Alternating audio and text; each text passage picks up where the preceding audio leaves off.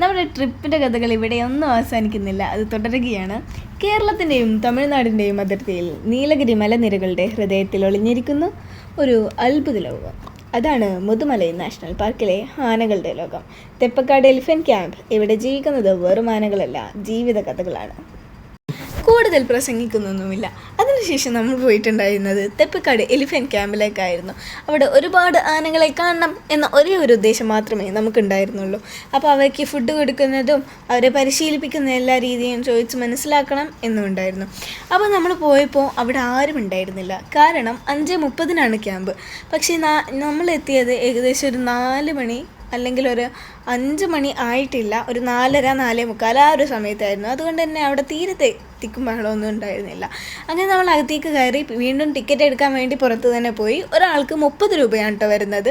അതും 5 വയസ്സിന് താഴെയുള്ള കുട്ടികൾക്ക് നമ്മൾ ടിക്കറ്റ് കൊടുക്കേണ്ടതായിട്ടില്ല.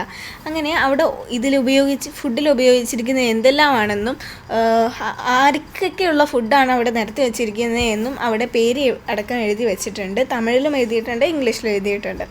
പിന്നെ ഇതാണ് അവിടെ ഉള്ളതിൽ ഏറ്റവും പ്രായം കൂടിയ ആന എന്ന് തോന്നുന്നു.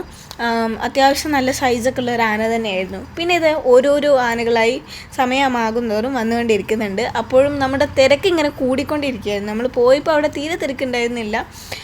പിന്നെ ഇവിടെ ഒരുപാട് സിംഹവാലൻ കുരങ്ങുകളെ നമുക്ക് കാണാൻ പറ്റി കേട്ടോ.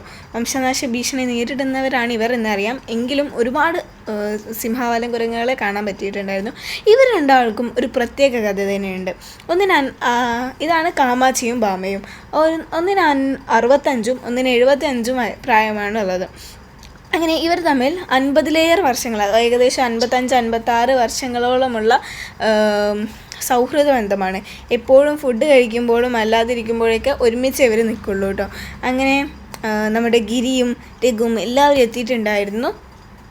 കൂടാതെ ലോകം മുഴുവൻ ശ്രദ്ധ നേടിയ ദ എലിഫന്റ് വിസ്പേഴ്സ് എന്ന ഡോക്യുമെൻ്ററിയിലൂടെ നമ്മൾ പരിചയപ്പെട്ട രഘു എന്ന കുഞ്ഞാനയും അവിടെ തന്നെ ഉണ്ടായിരുന്നു കേട്ടോ.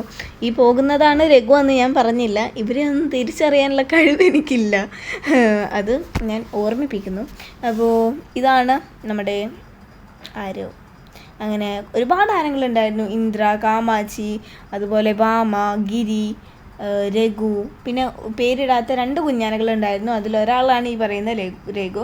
പിന്നെ അവിടെ ഒരുപാട് നല്ല രീതിക്ക് തിരക്കായിട്ടുണ്ടായിരുന്നു. നമ്മുടെ കാലൊക്കെ കടഞ്ഞു വന്നതുകൊണ്ട് തന്നെ നമ്മൾ കുറച്ച് നേരം റെസ്റ്റ് എടുക്കാൻ വേണ്ടി പോയി.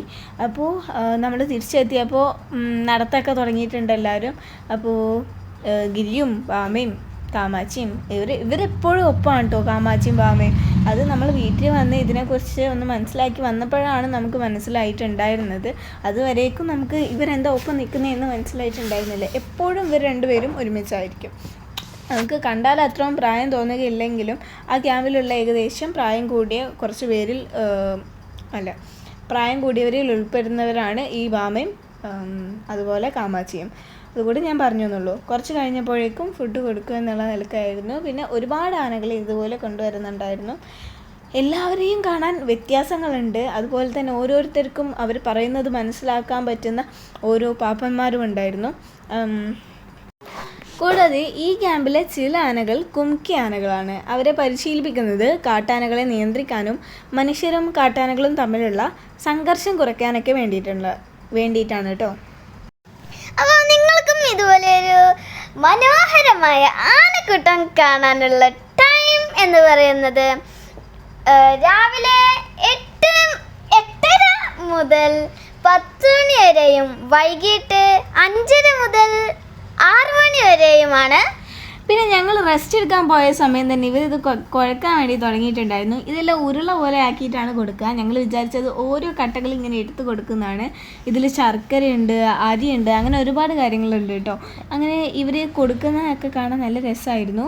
ഞാൻ പ്രതീക്ഷിച്ചില്ല എത്ര വലിയ വായക്കാരെന്ന്. ആനൻ്റെ വായ ഞാൻ ആദ്യമായിട്ടാണ് കാണുന്നത്. ഞാൻ ഇതുവരെ തുമ്പികൈ മാത്രം കണ്ടിട്ടുള്ളൂ. അപ്പോൾ എല്ലാവരും സബ്സ്ക്രൈബ് ചെയ്യുക. അപ്പോൾ ഓക്കെ, ബൈ.